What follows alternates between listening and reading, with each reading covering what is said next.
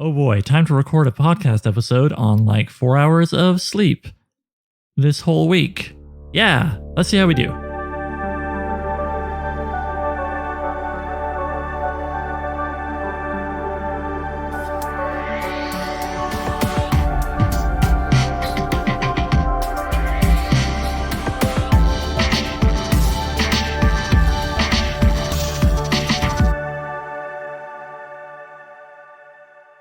So I'm Writing a Novel is the show where you join me, Oliver Brackenbury, on the journey of writing my next novel, from first ideas all the way to publication and promotion. In this one-man reality show, I'll share with you my ever-evolving thoughts and feelings on how I write, being a writer, and everything that entails at each stage of the process. I'll also answer listener questions and sometimes interview people who write fiction. If you're the kind of person who likes to learn how things are made and get to know the people making them, then this is the show for you. Last time you joined me, it was for the show's very first interview. This one with Angeline B. Adams and Remco van Straten, excellent authors of an excellent book, The Red Man and Others. However, in the narrative of this podcast, telling the story of me writing Untitled Sword and Sorcery Novel, in a sense the last time was 2 weeks ago, with choosing 17 stories. Right, I chose 17 stories, so now is it maybe time to tell you about the first story after the first one, the Vo that got this whole thing going? No, that will be soon. There's actually two more, maybe three, definitely two more things I want to talk about before I get into breaking down each individual story's outline in an episode for each story. First up, Sword and Planet, sometimes referred to as Sword and Blaster. It is a subgenre of the subgenre of fantasy known as sword and sorcery. And basically it comes down to the old dilemma of, do I want to get some sci-fi chocolate in my fantasy peanut butter? As a kid, like I think most kids, I just read whatever I thought was neat. I didn't really get hung up on genre business, certainly not until I was at least, I think, 12 years old, when I just was, very interested in being a big, sophisticated, manly man, and I got it in my head that part of that was having to choose a team, sci-fi or fantasy, which, by the way, why does this happen with sci-fi and fantasy and like next to nothing else? You never hear about someone being like, well, you got to pick a team. Are you a mystery guy or a thriller guy? I mean, I'm sure somewhere in some forum, but by and large, nobody really talks about like two genres that are really complementary and very similar in a lot of ways as being in opposition, I think, the way we do about sci-fi and fantasy. Anyway, I got it in my head through reasoning I can't remember that science fiction was the more sophisticated genre, and I just kind of stopped reading fantasy. I think also it didn't help that I found Tolkien kind of turgid. I thought the ideas were neat, but too many digressions. Anyway, I was 12 years old. What did I know? Fast forward to the recent present, where I've been reading all kinds of sword and sorcery novels and other things as preparation for writing this novel, and we come back to an idea I mentioned before, the Appendix N, the reading list from the 79 Advanced Dungeons & Dragons Dungeon Master's Guide, where Garrett Gygax listed essentially all of the authors and many of their works that inspired him when he co-created the world's first role-playing game. Something you realize pretty swiftly when you start reading books from that reading list, which roughly covers 1900 to 1979, is that the whole thing about mixing fantasy and sci-fi wasn't really as big a deal up to that point, unless it was the whole hook of the thing, like say in Poul Anderson's The High Crusade, where a bunch of medieval ne'er-do-wells get a hold of a spaceship and go off and conquer all kinds of stuff with their cunning and guile, which more advanced societies don't seem to have. Anyway, a very casual attitude towards the mixing of sci-fi and fantasy appeals to me in the sense that I don't like to have limits, even though, of course, you have to have some. And I like the feeling of anything can happen that I get in a lot of those older books that I don't find as often in more codified genre novels that have come out since then. And to be clear, I'm not interested in science fantasy, which is the main way I feel we run into in mainstream genre stuff, whether it's TV, film, books, whatever, a mixture of sci-fi and fantasy. Let me read you this little bit from good old Wikipedia. The world of science fantasy is laid out to be scientifically logical and often supplied with hard science-like explanations of any supernatural elements. I don't like over-explaining fantastic elements of a story, whether it's sci-fi, horror, fantasy, or whatever. And think about good old Star Wars. How many of us really felt like, oh, now I really do like these stories when the prequels had the midichloridian thing of like, oh, actually the Force, that mystic thing that was kind of vague and intriguing and sort of had to do with the life force of all things.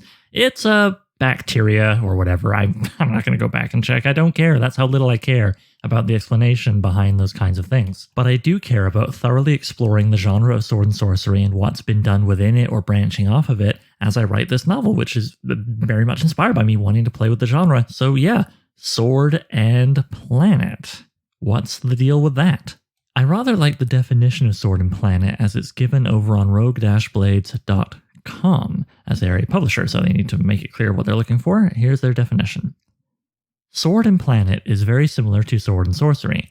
It may have magic or technological leftovers from a remote, absent, dead, or dying race of advanced beings, so advanced that their technology might as well be magic. These various powers, like psionics or telepathy, should be either somewhat rare or difficult to use, with most survival dependent upon more mundane skills. The ability to cast even a minor spell or to use a bit of psy like psionics should set that character apart. It might get that character lynched as some sort of evil spirit or worshipped as a god. The protagonists of Sword and Planet, like those of Sword and Sorcery, are outcasts and foreigners, dropped into strange lands, often by accident. They might be explorers from advanced civilizations only carrying a single beam weapon with but a few shots left and a handful of survival gizmos. More often, an S&P protagonist has to make do with his wits and the sword he wrested from the planet's primitive culture. She or he faces obstacles very similar to those faced by sword and sorcery heroes. Edgar Rice Burroughs' Barsoom and John Norman's Gore series are examples of Sword and Planet adventure. Howard Andrew Jones and John O'Neill define Sword and Planet as a field of unfettered imagination that mixes the best of science fiction and fantasy. Well, I like the sound of most of that, and I'll get into what I don't like the sound of in a minute, but first I think it's always important to look at more than one definition of something, because oftentimes there's things that you might not have heard in one definition that the other one covers. So let's go back to Wikipedia for a second, where I will read a useful portion of its definition for you. Sword and Planet is a subgenre of science fantasy that features rousing adventure stories set on other planets and usually featuring humans as protagonists. The name derives from the heroes of the genre engaging their adversaries in hand-to-hand combat primarily with simple melee weapons such as swords, even in a setting that often has advanced technology. The prototype for the genre is A Princess of Mars by Edgar Rice Burroughs, originally serialized in 1912 in All Story magazine as Under the Moons of Mars. The genre predates the mainstream popularity of science fiction proper, and does not necessarily feature any scientific rigor, being instead romantic tales of high adventure. For example, little thought is given to explaining why the environment of the alien planet is compatible with life from Earth, just that it does in order to allow the hero to move about and interact with the natives. Native technology will often break the known laws of physics. The genre tag Sword and Planet is constructed to mimic the term sword and sorcery and sword and sandal. The phrase appears to have first been coined in 1960, blah blah blah blah, who cares? There is a fair amount of overlap between Sword and Planet and Planetary Romance, although some works are considered to belong to one and not the other. Influenced by the likes of A Princess of Mars, yet more modern and technologically savvy, Sword and Planet more directly imitates the conventions established by Burroughs in the Mars series. That is to say, that the hero is alone as the only human being from Earth. Swords are the weapon of choice, and while the alien planet has some advanced technology, it is used only in limited applications to advance the plot or increase the grandeur of the setting. In general, the alien planet will seem to be more medieval and primitive than Earth. This leads to anachronistic situations such as flying ships held aloft by anti-gravity technology, while ground travel is done by riding domesticated native animals.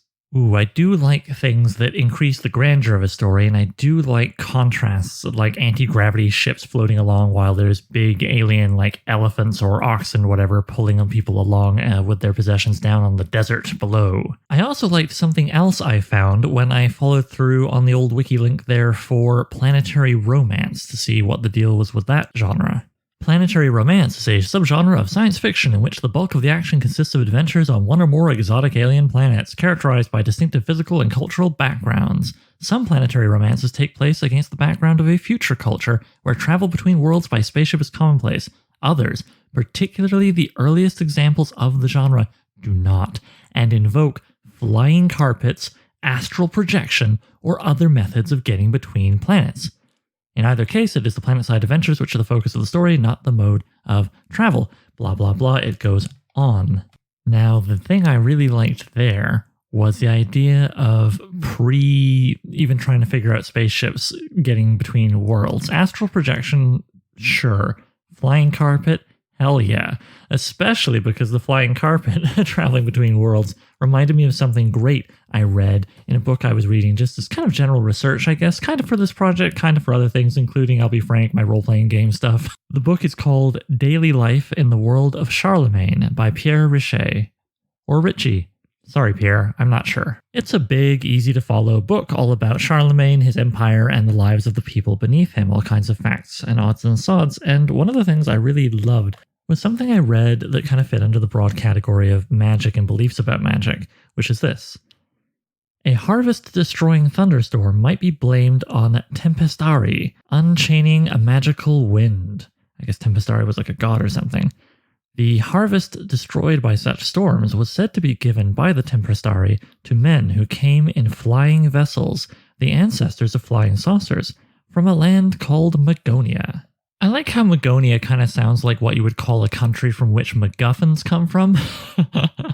But anyway, I like the idea of the flying saucers of the past being boats sailing through the sky, sailing through space, perhaps sailing to another world where a sword and planet adventure could happen. Yeah, and that also brings us back to one of Brian Murphy's 7 things that he likes to use to define sword and sorcery, which is historical inspiration.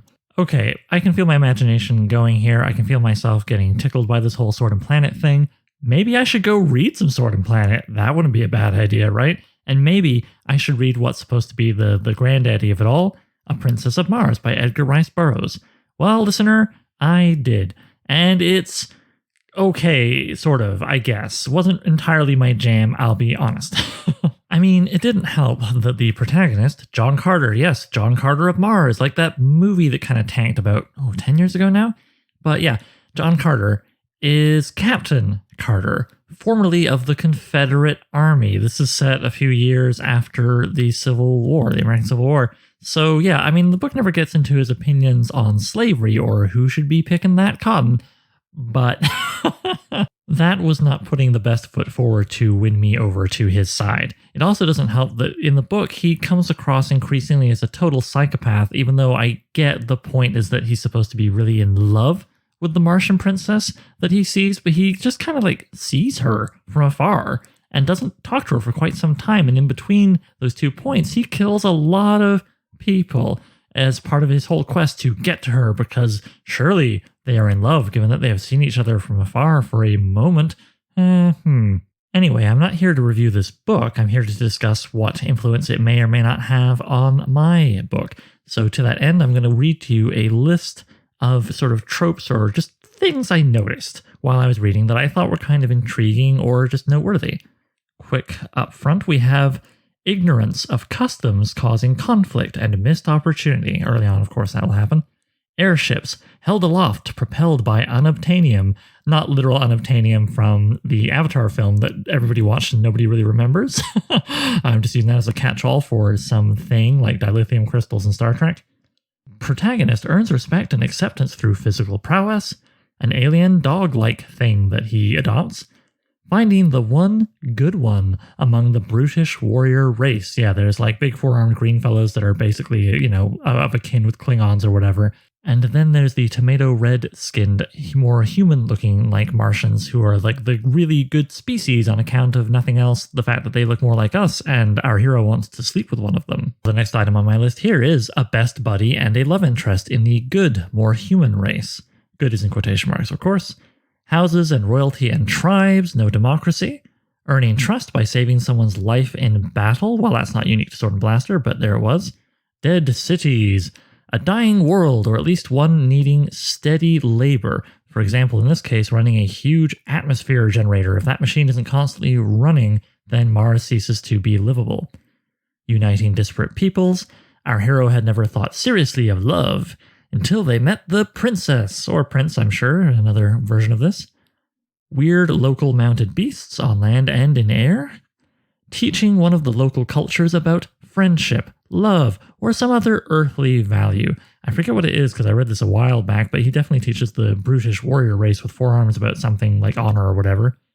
Extreme temperatures, first encounters after arrival. Of course, you always got to have that scene where you first lay eyes on the weirdos and they first lay eyes on you, you weirdo. A shortcut to learning the language. Yeah, in this book, the entire planet has one language for like the whole globe and all cultures and all sentient species, of which there are at least the 2 that we meet in this one. This series went on for quite a while. There were many other books. I'm sure there were other sentient species we met that lived in like the core of Mars or whatever. And finally, gravity is lower, so the hero can fight people much larger and can jump great distances. And I made a note to myself here, what if we flipped this and robbed Vo, remember Vo, my protagonist? Yeah, and robbed Vo of her go-to solution, at least at some points in the book, which is violence. Also, for those of you who like connecting dots, it just occurred to me that this predates the creation of Superman by over 20 years. And what does Superman do, right? He gets sent to our planet in a rocket, and our sun gives him his abilities, making him super. Much as 20-odd years prior, John Carter came to Mars and the gravity made him super because it was lower, so he could leap all over the show and really hammer people with his big Earth muscles built under Earth gravity. Anyway, I honestly wouldn't blame anyone for reading this book and being like, oh, Sword and Planet's kind of dumb, and also it's really colonialist. Like, one white man goes to another place and shows everybody how it's done and becomes better at what they do than they themselves. Yeah, I don't dig that. I don't want to write that. Luckily, plenty of other Sword and Planet books were written, though they do dry up a bit after 1980, and what's written since then tends to be like pastiches of the old stuff. Even some of the stuff from the 60s and 70s were people reading, you know, John Carter of Mars and other things from the early 20th century and going, I like that. I want to write something like that. I can hardly rag on them since that's kind of what I'm doing with Sword and Sorcery with my book, although I hope I can make it something more than just a tick box of genre stuff, which is why I'm thinking so hard about it, right? Anyway, I would recommend 2 books that I've read, and a third I haven't, but I'm very curious about for good reason if you want to check out Sword and Planet. Witch World, W-I-T-C-H, Witch World by Andre Norton from 1963 is relatively easy to find in secondhand bookshops, and I suspect is available in ebook online and stuff, and it definitely was reprinted a whole bunch of times. It was a very popular series. I think the first book is a great story unto itself, although I have kept going and you may wish to as well. And yeah, it's about a guy who within the first couple of pages, like maybe even the first page and a half, just gets sent off to another world as he escapes a hitman who's chasing him for some reason. Who knows? Anyway, he's on another world now. On this world are many different cultures with many different languages, but the dominant one, the one that he most comes into contact with and has adventures with, is a matriarchal society where the women who run the show have powers, and their tradition is that you lose those powers if you dare to marry a man, because that will make you a wiener. And and it's so much more than the kind of like gender dichotomy thing that I'm making it sound like, but that is, as I say, the root of the first culture he comes into contact with. And I don't want to tell you the whole book, but I will say that he is not the only person from another world that has shown up here, and he's not the only person who brings technology and different ideas that don't fit in with a fantasy setting like this world that he's come to. And the exchange of information and helping each other grow and change is a two-way street. He helps the locals, they help him. Really, at the end of the day, he gets way more out of it than they do, but he plays a pivotal role in the adventure because he's the protagonist. He's also a much more likable protagonist, not just because he didn't fight for the Confederate Army before going off on his adventure, but because he's just more three-dimensional, and the love he has for a local is much more well-rounded and believable, and not just him seeing her and then killing like 700 dudes to get back in the same room or area as her again. Plus, heaven forbid, she has her own life and interests and things going on. So yeah, much more well-rounded characters, much better written, period. Yeah, as I say, Witch World by Andre Norton. I strongly recommend it. The other one I've read that I would recommend is called Hard to Be a God, written by those filthy commies the Strugatsky brothers. Their big hit single is a book called Roadside Picnic that way down the line when I'm talking about my zone story in the last third of the novel, I will talk about quite a bit more at length, I'm sure. But Hard to Be a God, I think, is a real banger, all about cosmonauts who are traveling to worlds that were once part of the intergalactic communist empire, because of course there would be one, right? And unfortunately, some things went wrong and some of those worlds fell out of the empire and they regressed culturally. So they need to be brought back up to speed, but you can't just show up with a bunch of spaceships and be like, do it, because that just causes chaos. You have to be very subtle. And so it's all about a main character who has been embedded on a world that seems really stuck in the medieval era. And him and just a handful of other cosmonaut agents are, masquerading as barons or dukes or whatever, people who can pull the levers of power to try and guide things back to a, to us, futuristic, to them normal level of technology and culture, to get it back up the linear history line to communism, the logical endpoint of all human history. I tell you, aside from the novelty of the cosmonauts and all that stuff, it's just a really hardcore book. I strongly recommend it, and I would recommend, if you read it and like it, watching the 2013 film adaptation. But definitely read the book before the movie, because the movie does not hold your hand about the narrative. I really liked that I read the book to be able to follow that. Anyway, Hard to Be a God, great sword and planet from Russia. And the last one I'll mention very quickly, because like I say, I haven't read it, but boy am I curious, is called The Sword of Rihannon. Rihannon, The Sword of Rihannon, kind of like The Sword of Rihanna, I guess, written by Lee Brackett, who wrote a whole bunch of stuff, least of all the screenplay for a little movie called Empire Strikes Back. So just because of the pedigree, I'm very interested to read that book, and you might be too. Okay. So Sword and Planet is neat. It has a kind of rocky start, I would argue, but there's definitely all kinds of Sword and Planet books that are worth reading, and I've recommended a few to you. Am I going to do it? Am I going to turn one of the stories in my novel into a Sword and Planet tale? Well, maybe. The answer right now is a definite maybe. If I do, though, well, what am I accomplishing by doing that, right? Because like I said, I don't want this book to just be a collection of genre tropes and me being like, look, I made a checklist and I worked through it. Do you like me now? Especially because A, that's uninspired, and B, who am I writing for in that case? Am I only just writing to get the approval of a small group of hardcore fans of a niche subgenre? No, I'm writing because I want everybody, every human being alive, to read my book and find it interesting, while also wanting to write something that's specific and has to do with a bunch of things that I find interesting. Right? So Sword and Planet for the sake of Sword and Planet is not a good idea. What would be a good idea is looking at what I don't like about it and maybe turning it inside out. Like I said, I don't like that it's very colonialist a lot of the time, especially in Burroughs' take on it and some of the earliest, most classic quote-unquote stuff of, one white guy usually coming to another planet and telling these natives, who are often vaguely or not so vaguely akin to cultures in our own world, non-white cultures. It's not called this, the Planet Krishna series by L. Sprague de Camp, friend of the podcast. It's actually called, let me see, what's it called here? Biogens Interplanetarius is the name of this thing, but whatever. The planet Krishna, as you can tell from that, it's a culture that's very largely ripped from India. Boy, white people have never gone and caused any trouble in India telling them how to do things or how they know things, and their culture is so exotic and nifty, but ultimately just flavor for us to grind up into our commerce.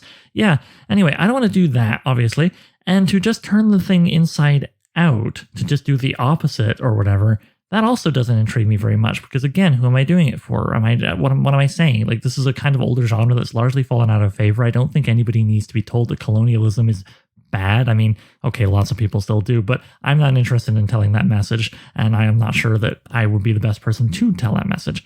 So if I don't want to do the genre sort of as is in its classic mode, if I don't want to take it in its classic mode and pop it inside out, well, what would be a good reason to do it?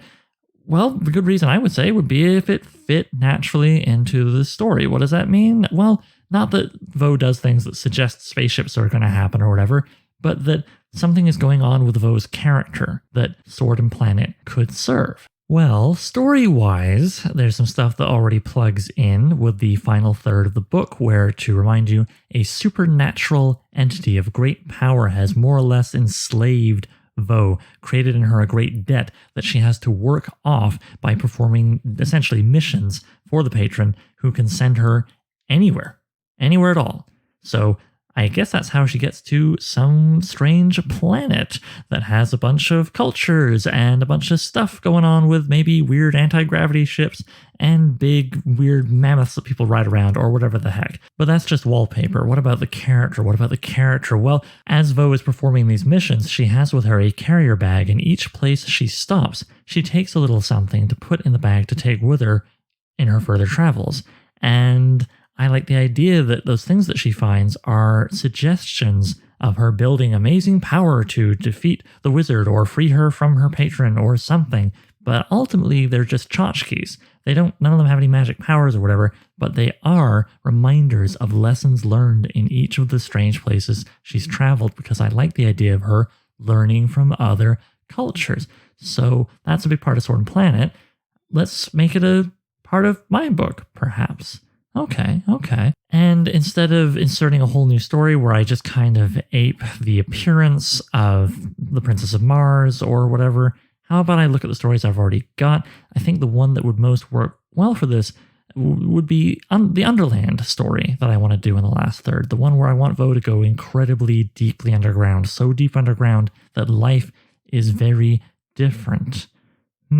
Culture is very different. And maybe she learns some stuff from those people and they learn some stuff from her, and maybe she has a lover who doesn't have to look super mega human / hot by conventional standards. Yeah, maybe Sword and Planet, in my book, could be some sauce that I drape over a story I already want to do, and it could be like Sword and deep in the center of Planet. Yeah, okay. That sounds kind of neat. I think I'm going to play with it when I get to the part of the podcast where I tell you about the outlining of that, and the outlining I actually do in advance of the recording, because this is a virtuous cycle where I have to write more book if I want to have something to talk about in the podcast. Okay, so yeah, I think I'm going to have a little sci-fi in my fantasy. All right, I hope that doesn't turn anybody off, because I want everybody to love my book. That's impossible, but I want everybody to love my book.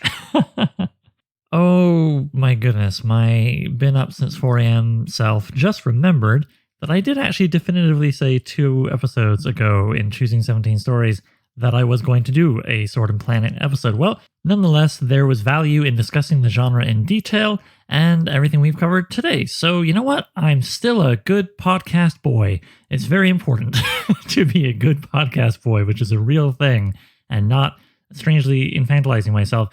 Moving on, I remember that story was going to feature something called Heimkehrer, Heimkehrer, Heimkehrer literature. Heimkehrer translates in German to homecomer. And this was something I found in my big book of literary terms and theories and criticism from when I was in school many moons ago, which is, in short, a term from 1946 to denote fiction and drama concerned with the plight of demobilized soldiers on their return to a country that had been ruined by war and the difficulties they faced coming to terms with civilian life.